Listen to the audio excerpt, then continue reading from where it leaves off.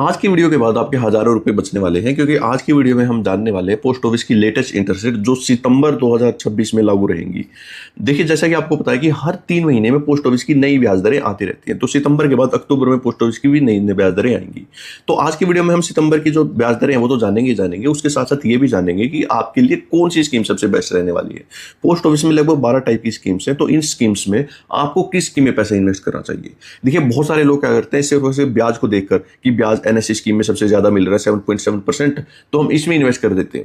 लेकिन अगर आप इसमें पैसे इन्वेस्ट कर देते हैं तो 5 साल से पहले आपके पैसे किसी भी कंडीशन में नहीं निकलेंगे। आप चाहे कुछ भी कर लीजिए, आपके पैसे आपको नहीं मिलेंगे।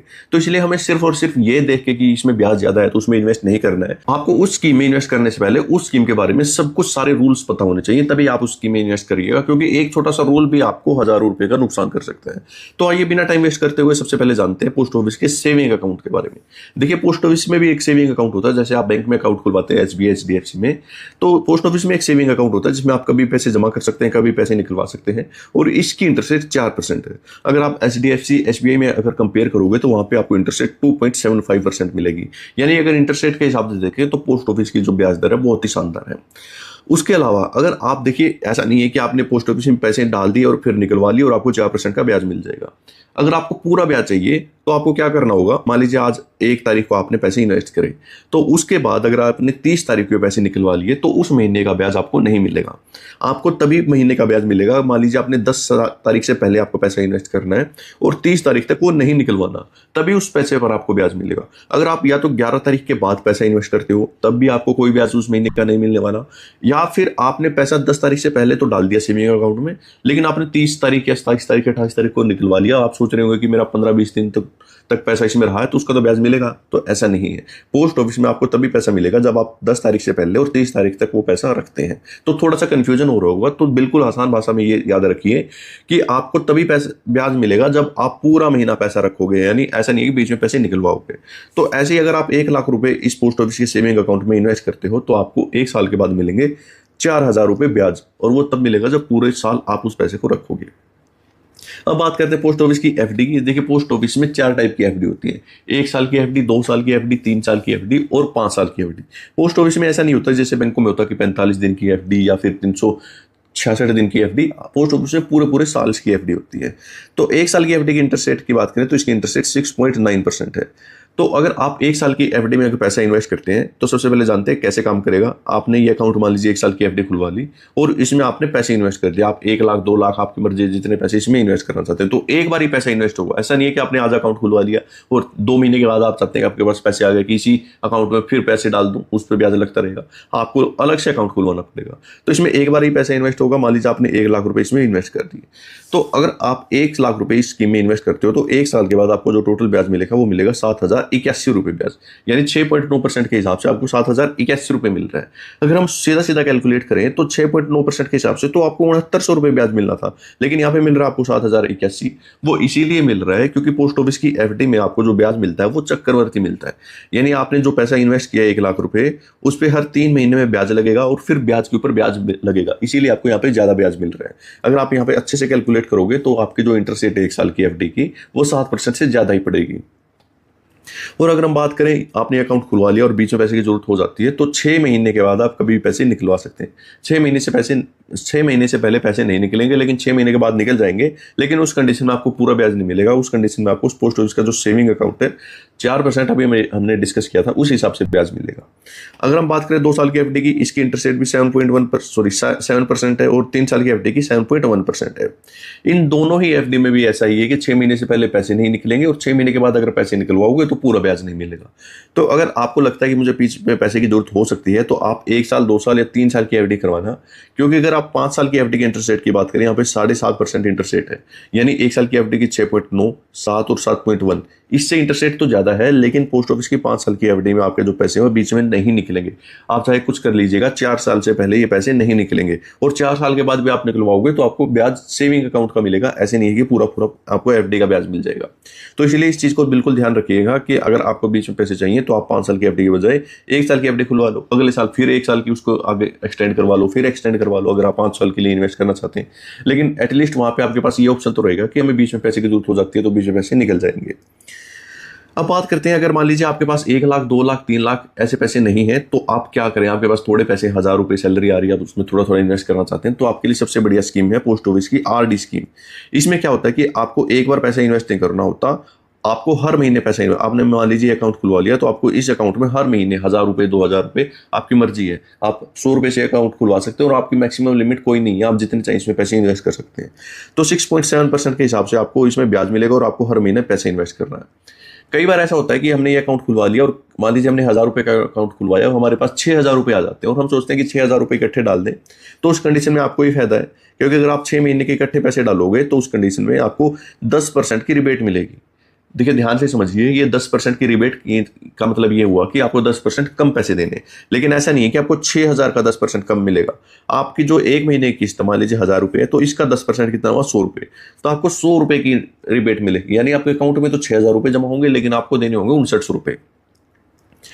अब बात करते हैं, मान लीजिए आपके पास 12000 रुपये आ गया, यानी साल के इकट्ठे पैसे जमा करना चाहते हैं, तो उस कंडीशन में भी आपको फायदा है, क्योंकि यहाँ पे आपको 40% की रिबेट मिलेगी।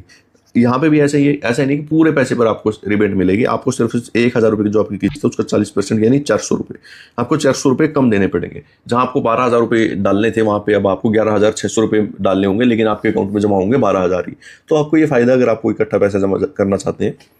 और अगर आपने ये अकाउंट खुलवा लिया और कई बार कंडीशन ऐसी हो जाती है कि हमें बीच में पैसे की जरूरत हो जाती है, तो 3 साल से तो पहले ये अकाउंट बंद नहीं होगा, 3 साल के बाद ये अकाउंट बंद हो जाएगा। और इसमें भी ऐसा है कि आपको पूरा ब्याज नहीं मिलेगा, आपको सेविंग अकाउंट का ब्याज मिलेगा। और इसके साथ साथ मान लीजिए आपको 1 साल के बाद पैसे की जरूरत हो जाती है, कई बार ऐसा होता है कि 3 साल तक हमें नहीं, 3 साल से पहले ही पैसे की जरूरत हो सकती है, कभी भी पैसे की जरूरत हो सकती है। तो उस कंडीशन में आपको यहाँ पे एक ऑप्शन दे रखा है कि मान लीजिए आपने 1 साल तक पैसे जमा कर दिए, यानी 12 किस्त आपकी जा चुकी है आरडी स्कीम में। तो उस कंडीशन में देखिए, अगर आपने 12 किस्त नहीं भरी है तो तब आपको पैसे नहीं मिलेंगे। अगर आपने 12 किस्त भर चुके हो तो उस कंडीशन में आपके जितने पैसे जमा है, मान लीजिए आपके 3 लाख रुपए जमा है, तो आपका इसका आधा यानी 1.5 लाख रुपए ब्याज के रूप में मिल जाएंगे। यानी आपको ये लोन के रूप में आपको मिल जाएंगे, इस पे आपको ब्याज देना होगा। जैसे कि आपको इस पे ब्याज मिलता रहेगा, ये जो 3 लाख रुपए आपने जमा करे इस पे भी ब्याज मिलेगा, लेकिन आपने जो 1.5 लाख रुपए निकलवा लिए इस पे आपको भी ब्याज देना है। वो कितना देना पड़ेगा, जैसे इसकी इंटरेस्ट रेट 6.7% है, तो यहाँ पे आपको 8.7% यानी जो आपकी इंटरेस्ट रेट होती है उससे 2% ज्यादा आपको ब्याज देना होता है।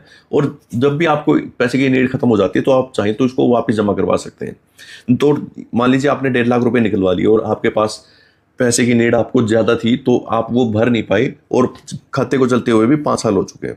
तो तब क्या होगा कि आपने जितने भी पैसे आपको मिलने वाले थे उसमें से ये 1.5 लाख रुपए प्लस में ब्याज, जितना आपका ब्याज बना आपको जो देना था वो कट हो जाएंगे और बाकी के पैसे आपको मिल जाएंगे।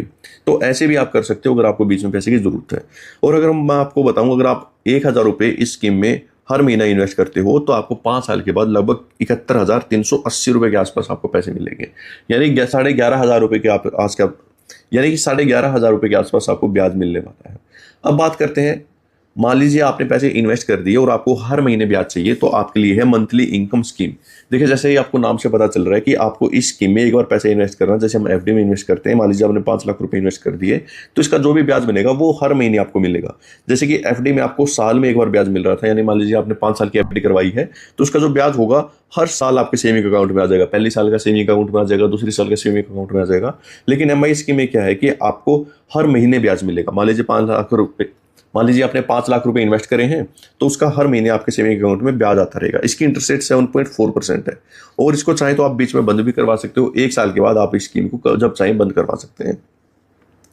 अब बात करते हैं पोस्ट ऑफिस की एनएससी स्कीम की। देखिए अगर मैं एनएससी स्कीम की बात करूं उससे पहले हम ये जान लेते हैं कि एमआई स्कीम में आपको कितना ब्याज मिलेगा। और एक और चीज इंपॉर्टेंट हम भूल के, जो एमआई स्कीम है, एमआई स्कीम में ऐसा नहीं आप जितने चाहें उतने पैसे इन्वेस्ट कर सकते हैं। एमआई स्कीम में आप मैक्सिमम 9 लाख रुपए इन्वेस्ट कर सकते हैं। अगर आप किसी के साथ मिलकर खाता यानी जॉइंट अकाउंट खुलवाते हैं तो आप सिर्फ और सिर्फ 15 लाख रुपए यहाँ पे इन्वेस्ट कर सकते हैं। तो अगर आप इससे ज्यादा पैसा इन्वेस्ट करना चाहते हैं तो आपको कोई और अकाउंट खुलवाना पड़ेगा, लेकिन टोटल मिलाकर आपको सिर्फ और सिर्फ 9 लाख रुपए जमा करेंगे एक शख्स। लेकिन अगर आप गलती से 9 लाख से ज्यादा जमा कर देते हैं तो उस कंडीशन में जो एक्सेस अमाउंट है, यानी 9 लाख से ज्यादा अमाउंट है, मान लीजिए आपने 20 लाख रुपए जमा कर दिए, तो 11 लाख रुपए जो है वो आपको वापस कर दिए जाएंगे। और उस पर आपको जो एमआई स्कीम का ब्याज नहीं मिलेगा, आपको सिर्फ और सिर्फ सेविंग अकाउंट का ब्याज मिलेगा और आपके पैसे आपको वापस कर दिए जाएंगे। अब बात करते हैं पोस्ट ऑफिस की एनएससी स्कीम की। तो पोस्ट ऑफिस की जो एनएससी स्कीम है ये एक 5 साल की स्कीम है। इसमें भी आपको एफडी की तरह पैसा इन्वेस्ट करना है। आप कहोगे कि अगर एफडी की तरह ही एक बार पैसा इन्वेस्ट करना है तो उसमें डिफरेंस क्या है? इसमें डिफरेंस ये है, एक तो इसकी इंटरेस्ट रेट ज्यादा है 7.7%, और उससे इंपॉर्टेंट कि आप ये अगर एनएससी स्कीम का अकाउंट खुलवाते हो तो आपको बीच में पैसे नहीं मिलेंगे, किसी भी कंडीशन में बीच में पैसे नहीं मिलेंगे, आपका ये खाता बंद नहीं होगा। और उसके साथ साथ जैसे एमआई स्कीम में हर महीने ब्याज आ रहा था और हमारा एफडी में हर साल ब्याज आ रहा था, एनएससी स्कीम में कोई ब्याज नहीं आएगा, पूरे 5 साल के बाद ही आपको ये पैसे मिलेंगे। तो अगर आपको 5 साल तक पैसे की जरूरत नहीं है तो आपके लिए एनएससी स्कीम बढ़िया है, क्योंकि यहाँ की इंटरेस्ट रेट ज़्यादा है, लेकिन बीच में पैसे मिलने का कोई भी ऑप्शन नहीं है, ना ब्याज के रूप में, ना आपका जो टोटल अमाउंट आपने इन्वेस्ट किया था वो। अब बात करते हैं किसान विकास पत्र यानी केवीपी स्कीम के बारे में। देखिए, जो हमारा किसान विकास पत्र स्कीम है, इसमें आपने बहुत सारी ऐड देखी होंगी, मूवी का भी एक डायलॉग है कि 25 दिनों में पैसा डबल। ऐसे तो नहीं होता, यहाँ पे पोस्ट ऑफिस की सरकारी स्कीम है, लेकिन यहाँ पे भी आपके पैसे डबल होते हैं। वो कितने दिन में? इसकी इंटरेस्ट रेट 7.5% है और इस ब्याज दर के हिसाब से 9 साल और 7 महीने में आपके पैसे डबल हो जाएंगे। और अगर आपको बीच में पैसे की जरूरत हो जाती है तो 2.5 साल के बाद आप बीच में पैसे निकलवा भी सकते हैं, आपके पास ये भी ऑप्शन है। तो अगर आप अपने बच्चों के लिए पैसा इन्वेस्ट करना चाहते हैं और आप चाहते हैं कि 9 साल 10 साल तक लंबी स्कीम में पैसा इन्वेस्ट करना चाहते हैं तो केवीपी स्कीम आपके लिए सबसे शानदार स्कीम है। ऐसे ही देखिए, मैंने अब तक हमने जो भी स्कीम डिस्कस की है, तो ऐसा नहीं है कि कोई एक स्कीम पर्टिकुलर स्कीम किसी के लिए बेस्ट है, वो हर कंडीशन पे डिपेंड हो रहा है। अगर बीच में पैसे चाहिए तो दूसरी स्कीम है, बीच में पैसे नहीं चाहिए तो एनएससी स्कीम है, तो ऐसे है। अब बात करते हैं सीनियर सिटीजन स्कीम के लिए। अगर कोई 60 साल से ऊपर है या फिर कोई रिटायर आया है अभी अभी, तो उसके लिए सीनियर सिटीजन स्कीम सबसे बेस्ट स्कीम है, क्योंकि इसकी इंटरेस्ट रेट 8.2% है, यानी सबसे ज्यादा इंटरेस्ट रेट अभी तक हमने जो डिस्कस किया है। और उसके साथ साथ इसमें आप जितने पैसे इन्वेस्ट करोगे उसमें आपको हर 3 महीने में ब्याज मिलता रहेगा। मान लीजिए आपने अकाउंट खुलवा लिया और इस स्कीम में आपने पैसे इन्वेस्ट कर दिए। सबसे पहले तो बात ये आती है कि कितने रुपए इन्वेस्ट कर सकते हैं। इसमें आप 1000 रुपए से खाता खुल जाता है और मैक्सिमम 30 लाख रुपए इन्वेस्ट कर सकते हैं। तो 30 लाख रुपए जैसे आप मान लीजिए कितने भी पैसे आप इन्वेस्ट कर सकते हैं, हम मान के चलते 30 लाख आपने इन्वेस्ट कर दिए, तो इसका जो ब्याज मिलेगा हर 3 महीने में आपके सेविंग अकाउंट में आता रहेगा। यानी 8.2% के हिसाब से जो ब्याज बना उसको आप 4 हिस्सों में डिवाइड कर दीजिए, तो उसका जो चौथा हिस्सा है हर 3 महीने में आपको ब्याज मिलता रहेगा। और सबसे इंपॉर्टेंट चीज़ ये है कि आप सीनियर सिटीजन का जो अकाउंट है जब चाहे बंद करवा सकते हैं। अगर आप 1 साल से पहले इस स्कीम का अकाउंट बंद करवाओगे तो आपको कोई भी ब्याज नहीं मिलेगा। आप कहोगे कि मान लीजिए मैंने 10 महीने के बाद ये अकाउंट खुलवाया और आप तो कह रहे थे कि हर 3 महीने में ब्याज मिलता रहेगा, तो मुझे तो 3 बार यहाँ पे ब्याज मिल चुका है। आप कह रहे हो तो ब्याज ही नहीं मिलेगा। आपको मिल तो चुका है, लेकिन आपको जितना ब्याज मिल चुका है, आपका जो प्रिंसिपल अमाउंट आपने इन्वेस्ट किया था उसमें से कट जाएगा और बाकी पैसे आपको मिल जाएंगे अगर आप इसको 1 साल से पहले बंद करवाते हो। 1 साल के बाद भी इसको अगर बंद करवाओगे तो थोड़ा सा जुर्माना लगेगा और आपका अकाउंट बंद हो जाएगा, लेकिन सबसे इंपॉर्टेंट चीज़ ये है कि आपको पैसे बीच में मिल जाएंगे। अब बात करते हैं पीपीएफ स्कीम की। पीपीएफ स्कीम एक 15 साल की स्कीम है। इस स्कीम में आप जब चाहें पैसे इन्वेस्ट कर सकते हैं। मान लीजिए आपने अकाउंट खुलवा लिया तो 500 से लेकर 1.5 लाख रुपए तक, ये एक फाइनेंशियल ईयर की मैं बात कर रहा हूँ, 1 साल में मोटा मोटा हम माने, किसी को फाइनेंशियल समझ में नहीं आता है, फाइनेंशियल ईयर बता देता हूँ। 1 अप्रैल से लेकर अगर आप 31 मार्च तक सिर्फ और सिर्फ 500 से लेकर 1.5 लाख रुपए इसमें इन्वेस्ट कर सकते हैं। आप चाहे तो इकट्ठे 1.5 लाख रुपए डाल सकते हैं, आप चाहे तो थोड़ा थोड़ा करके आप डाल सकते हैं, लेकिन जरूरी भी नहीं है 1.5 लाख रुपए डालना, आप इसके बीच में डाल सकते हैं। मतलब अगर आप पैसा ज्यादा डालेंगे तो ज्यादा ब्याज मिल जाएगा, कम डालोगे तो कम ब्याज मिल जाएगा। इस हिसाब से आपको 15 साल तक पैसे डाल लें और 15 साल के आपको पैसे मिल जाएंगे।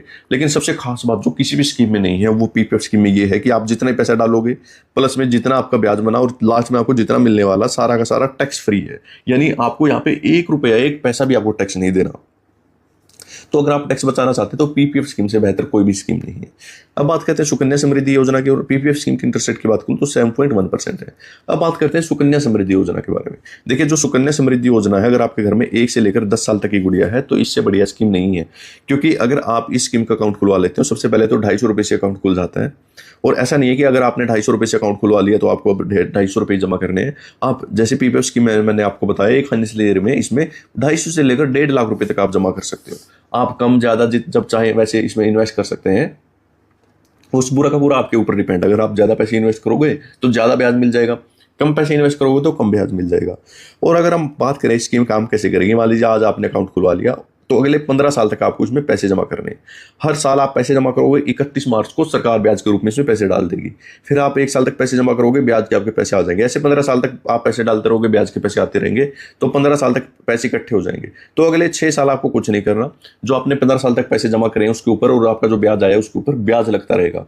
जब 21 साल हो जाएंगे अकाउंट को चलते हुए तो गुड़िया को सारे पैसे मिल जाएंगे, क्योंकि 18 साल के बाद ये अकाउंट गुड़िया के नाम चला जाता है। तो गुड़िया को ये सारे पैसे मिलेंगे और 21 साल के बाद अकाउंट बंद हो जाएगा। देखिए, बहुत सारे कंफ्यूज हो जाते हैं कि 15 साल जब गुड़िया की हो जाएगी तो पैसे जमा करने बंद करने हैं। ऐसा नहीं है, अकाउंट चलते हुए 15 साल होने चाहिए, तब आपको पैसे जमा करना बंद करना है, क्योंकि अगर पैसे जमा करने भी जाओगे तो आपके पैसे जमा नहीं होंगे।